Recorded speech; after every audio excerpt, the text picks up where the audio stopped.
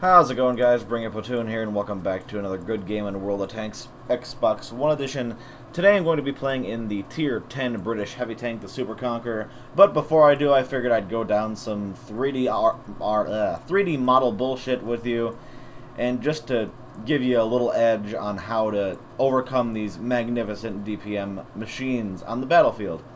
So, a lot of people say this thing's overpowered, and you're not wrong. It shoots relatively every 6.8 seconds for me on console.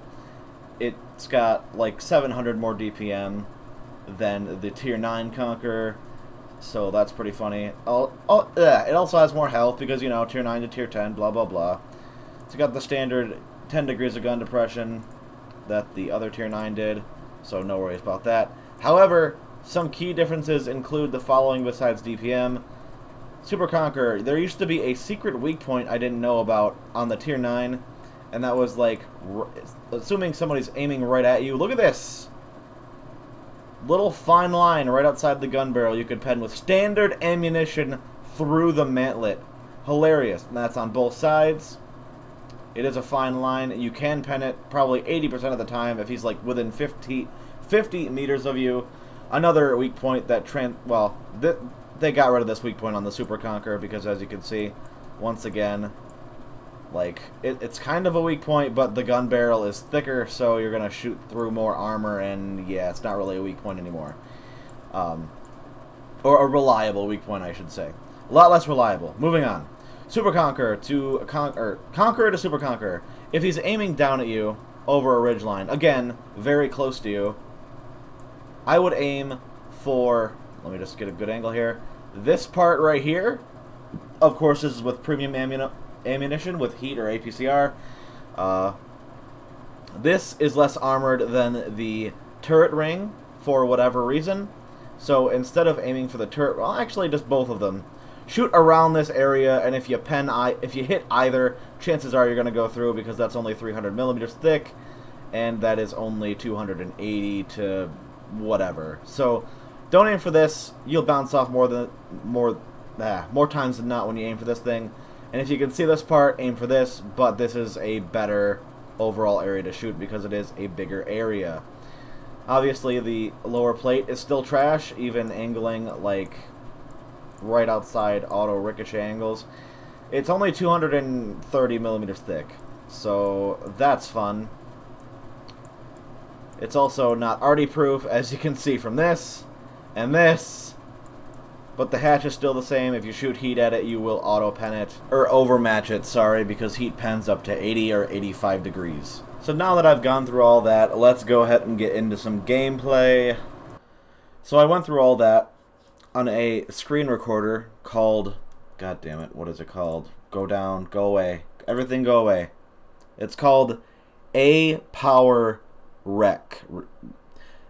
APOWERREC. It's a program that lets you record your screen up to 3 minutes without fucking registering it or activating it. So it's kind of like a trial program that never runs out. I'm going to need more than 3 minutes to do that because it is just time crunching and annoying, and I really hope that I can find some sort of cracks for the program. And if you don't know what that is, it's basically making the program think that it is registered with a user when in fact it is just being run for free on someone else's stats, or someone else's credentials, basically. But yeah, hope I can find something like that because I'm not paying for something else. That's stupid. Why would I pay for that when I only use it like a handful of times? But moving on. I'm a pirate, yada yada yada. But yeah, gameplay. Why do I go over here on this map? Because you can get hull down, even with Arty over there. You can side scrape against a building because this is the Super Conqueror and not a standard Conqueror. And when you have situations that happen like this, oh look, there's the entirety of their enemy team going up the GHJ lines. So I figure there's no use standing around here. Oh look, an Object 268 version 4 who's spotted, and he's not being aggressive. That's a foolish mistake. He could probably auto-pen me in the front with premium, I imagine. Does it get heat or APCR for premium? I would imagine heat. So, yeah, he's dumb. But this thing isn't, like, yeah, the DPM is crazy. I do think I take a swing at this guy, 1 round of premium. Like, it's got a medium's reload. I love it. It's overpowered as fuck when you face one hull down and you don't know where to shoot it. That last part is very important because it can make the tank go from overpowered to manageable in little to no time flat. Jesus Christ, I can't talk. So in this replay, I'm going to show you the vulnerabilities of the tank as well as how well it excels against others like it. Or when you catch people off guard, like I get a tracking shot on the Super Conqueror there, and yes, I was trying to track him, so good on me for actually, you know, waiting. And look, oh, I track him again, and now his ammo rack is damaged. But, oh, you know what he doesn't do? Fix it. So that's what happens. And I've already lost a little bit over than half my HP pool to Artie because both of them decided to dick on me, and that's fine because that's just that's the risk I had to take coming up here. And honestly, another Super Conqueror is dead because I took those 2 shots, so I'm fine with that. My gun is damaged, but as you can see, it's still very easily manageable with the .33 accuracy, I believe you get. Yeah, .33 accuracy, so that's great. And it's 2-second aim time, which isn't bad at all. Which is really 1.9 seconds of aim time, but whatever. And with a broken gun, I can aim for almost 400 meters away and semi-reliably hit where I'm aiming. It's pretty hilarious. I don't even think I have armor on this thing. Or maybe I do. I'll have to check. But it's a good tank. It really is. The only weakness of this thing is, like, yeah, it can dick over things on ridge lines. Jesus Christ. But it's slow as garbage. Its ground resistances aren't that great because of all the extra spaced armor they put on this thing. It's just, it turns slow, so if there's any weakness to the tank, it's that. And the same can be said about the turret, although it is damaged right now, so you're not really seeing an accurate depiction of it in its full glory. But I promise you, it's not that quick moving of a turret. Or a tank, for that matter. Sheridan finishes off the T-54. I believe Artie is going to dick on one of these tanks any second now. I'm well aware of the risk I'm taking here, even though I am detected. I think I could be more aggressive, but I keep forgetting about those tanks on the hill, and of course I get detected from the Object 430 version 2. I get very fortunate here. I immediately see the error of my ways, and why am I looking up towards the hill? I run over here, and I avoid damage by the skin of my teeth. Instead of hitting my hull, he hits my track and just tracks me, and then I fix it because putting in T plus vents, brothers in arms, track repair, and regular repair equals like repairing your tracks in 2 seconds. Pretty damn funny. 2 or 3 seconds. It's one of the two. Maybe even 4. I don't know. I'm not being that accurate. So I finally fixed my gun so I can shoot more accurately. And just like, ugh.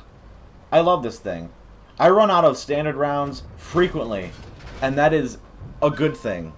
That means you have targets to hit, and sometimes the gun misbehaves, but that'll go with every tank that you drive, unless it's Russian accuracy. But we won't go into biases here, because everyone knows Wargaming's a Russian company, so of course they're going to have overpowered Russian tanks and hidden stats that actually prove that the Russian tanks are better. A phenomenal shot into the side turret of the Emil-2 there. I had a very big possibility of missing. Try to finish off the waffle here. I end up missing or biffing it into the ground. That's fine. But, like, the reload mixed with the added spaced armor in the upper plate. Ugh. It's so good. I love this tank. Again, the only complaint I have about it is its, not its terrain resistance, but its traverse speed. I load Hesh because I thought this guy was going to be focusing me down for whatever reason, and I end up doing no damage against this track because it gets all the way absorbed, which was weird. But the game's over, final tank's destroyed, and in the short time of this game, of like 6 minutes or something like that, I rack up almost 6,000 combined damage, a majority of it being base. So very pleased with this tank, very happy I unlocked it. But again, it's a very standard British tank. You go hull down, use your gun depression, and basically nothing can hurt you. Except in the turret ring and under the gun barrel in the turret itself. So yeah, I don't know if people knew about that weak point, but feel free to use it. Hope you guys enjoyed the gameplay. Thank you for watching, and I'll catch you next time.